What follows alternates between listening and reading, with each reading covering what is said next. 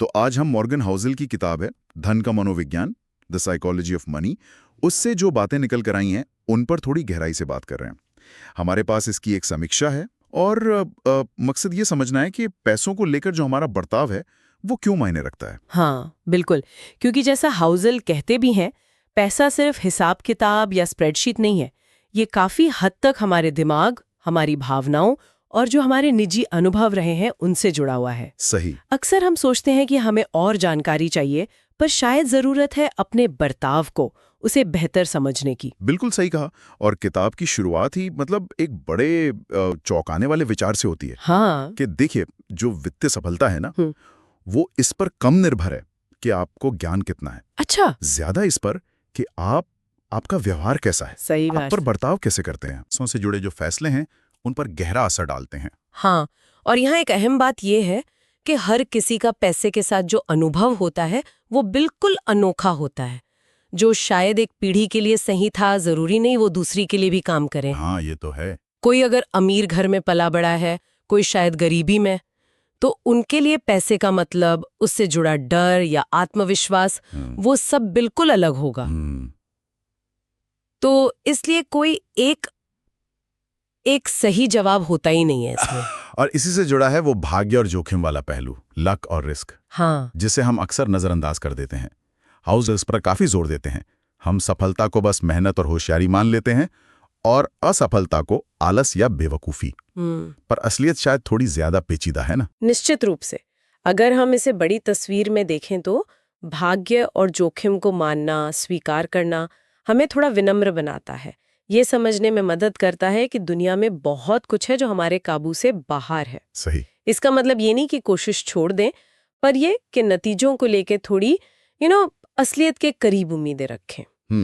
कभी कभी अच्छी स्ट्रैटेजी के बाद भी नतीजे बुरे आ सकते हैं, और कभी कभी साधारण कोशिशों से भी किस्मत साथ दी जाती है। अच्छा, तो ये मानना है कि सब कुछ हमारे हाथ में नहीं है, ये एक तरह की मानसिक शांति भी दे सकता है शायद। बिल्कुल। अब बात करते हैं उस चीज की जो शायद हमारे नियंत्रण में ज्यादा है, कंपाउंडिंग, चक्रवृद्धि। हाँ। पर जैसा आपने शुरू में कहा, ये सिर्फ गणित नहीं है। नहीं, बिल्कुल नहीं। देखिए, चक्रवृद्धि ब्याज का जो असली जादू है ना, वो इसके असर में उतना नहीं है जितना इसके टिके रहने में है। समझना आसान है, पर उस पर टिके रहना वो मुश्किल है। ये धीरे धीरे शुरू होता है और ज्यादातर लोग जल्दी ही या तो बोर हो जाते हैं या नतीजों से निराश होकर रास्ता बदल लेते हैं। हाँ, ये होता है। असली दौलत बनाने के लिए जरूरत है लंबा इंतजार करने का धैर्य और लगातार निवेश करते रहने का अनुशासन। चाहे शुरू में नतीजे बहुत छोटे ही क्यों न दिखें, ये असल में धीरज का खेल है, तेजी का नहीं। धैर्य और अनुशासन, फिर से वही बात आ गई व्यवहार की। जी। और इसी से जुड़ा एक और मुझे लगता है बहुत शक्तिशाली विचार है, ये जानना कि पर्याप्त कब होता है, When enough is enough। Housel कहते हैं कि ज्यादा की जो कभी ना खत्म होने वाली दौड़ है वो बहुत खतरनाक हो सकती है। बिल्कुल। ये शायद सबसे मुश्किल वित्तीय स्किल्स में से एक है। समाज हमें हमेशा उकसाता है, ज्यादा कमाओ, ज्यादा खर्च करो, लेकिन अगर एक सीमा तय ना करें तो लालच हमें ऐसे जोखिम लेने पर मजबूर कर सकता है जिनकी हमें जरूरत ही नहीं है। सही। यहाँ एक थोड़ी चौंकाने वाली बात यह है कि ज्यादातर जो पैसों की बर्बादी होती है ना, वो जरूरत पूरी करने में नहीं बल्कि लालच के कारण होती है। ये जानना कि बस इतना काफी है, ये शायद सबसे शक्तिशाली वित्तीय कौशल है। तो मतलब असली दौलत शायद वो आंकड़ों में नहीं बल्कि इस एहसास में है कि आपके पास जरूरत भर का है। हाँ बिल्कुल। और यहीं पर वो धनवान यानी वेल्थी और अमीर यानी रिच दिखने का फर्क सामने आता है। अच्छा। हाँ। अमीर दिखना आसान है, महंगी कारें, बड़े घर, ये सब बाहरी दिखावा है। पर धनवान होना वो अदृश्य है। वो पैसा है जो आपने खर्च नहीं किया, जो बचत में है, निवेश में लगा है। यही जो अदृश्य दौलत है, वही आपको विकल्प देती है, आजादी देती है। तो अमीर दिखना वो एक तरह का जाल भी हो सकता है जो आपको असल में धनवान बनने से रोक दे। दिलचस्प है। हाँ बिल्कुल।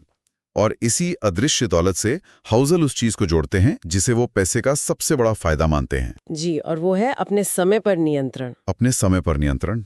हाँ, पैसे का सबसे बड़ा लाभांश, सबसे बड़ा डिविडेंड ये है कि आप सुबह उठकर ये तय कर सकें कि आज आप क्या करना चाहते हैं, किसके साथ करना चाहते हैं और कब तक करना चाहते हैं। यही स्वतंत्रता, यही असली दौलत है। ये बात तो मतलब बहुत गहरी है। पैसा खुद लक्ष्य नहीं है, बल्कि उस आज़ादी तक पहुंचने का एक जरिया है। बिल्कुल। और इस स्वतंत्रता को बनाए रखने के लिए एक और व्यवहार वाला पहलू बहुत जरूरी है। वो क्या? वो है बाजार के शोर और जो नकारात्मक खबरें आती हैं उनसे प्रभावित ना होना। देखिए, इंसान का दिमाग ऐसा बना है कि वो बुरी खबरों पर ज्यादा ध्यान देता है। स्वाभाविक है ये। हाँ, ये तो है। लेकिन बाजार का उतार चढ़ाव वो कोई इमरजेंसी नहीं है, वो एक सामान्य प्रक्रिया है। हाँ। इसे स्वीकार करना और शांत बने रहना, ये लंबी अवधि में सफलता के लिए बहुत जरूरी है। तो कुल मिलाकर जो संदेश है वो काफी साफ है। वित्तीय सफलता के लिए कोई बहुत जटिल रणनीतियों से ज्यादा जरूरी है अपने मनोविज्ञान को समझना, हाँ, अपनी भावनाओं को काबू में रखना और व्यवहारिक रूप से अनुशासित रहना। ताओं के लिए एक विचार छोड़ सकते हैं सोचने के लिए। हाँ जरूर। किताब कहती है कि सच्चा धन अपने समय पर नियंत्रण देता है। तो सवाल ये है कि अगर पैसा जीवन में सबसे बड़ी बाधा ना हो तो व्यक्ति अपने जीवन के किस हिस्से पर सबसे ज्यादा नियंत्रण वापस पाना चाहेगा? इस पर सोचना शायद हमें ये समझने में मदद करे कि हमारे लिए असल में क्या मायने रखता है। बहुत